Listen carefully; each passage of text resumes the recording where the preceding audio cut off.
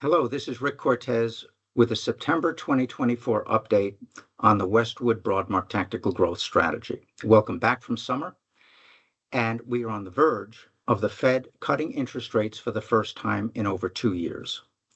U.S. Treasuries have had their longest winning streak in over 3 years, and the S&P 500 is within 1% of its all-time high. This is entirely consistent with stock market history.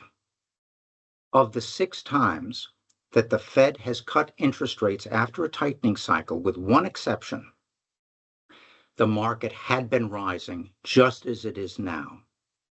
In fact, the exception was 2001, where we had entered a bear market and then the Fed started cutting rates. But for all of the other times, the S&P 500 actually not only was rising, but went on to make a new all-time high, an average of 49 days after the first rate cut.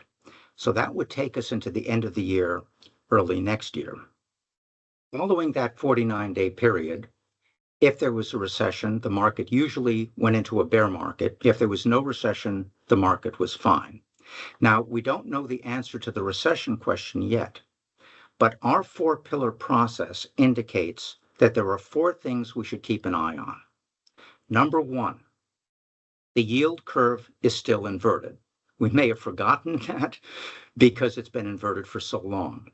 But one thing is pretty sure: once the Fed starts cutting interest rates, the yield curve will steepen, and that has a very good history of indicating economic weakness or recession. Number 2, unemployment has been rising, and the Sahm rule has been triggered. Dr. Claudia Sahm, despite the perfect record of her rule, has said this time it might be different because of immigration. But we should keep our eye on this indicator. Number 3, the first pillar of our process is equity valuations. Valuations are high, and they're in the top quintile by historical standards. And finally, number 4, investor sentiment, which is the third pillar of our process, has gotten more speculative. Right now, we are adhering to our 2 major guidelines. Don't fight the Fed, and don't fight the tape. The Fed is beginning to ease, and momentum is good. So we are long the market. We have a positive net exposure to the market in a diversified portfolio of ETFs. But if history is any guide, we should see more volatility as we enter the 4th quarter.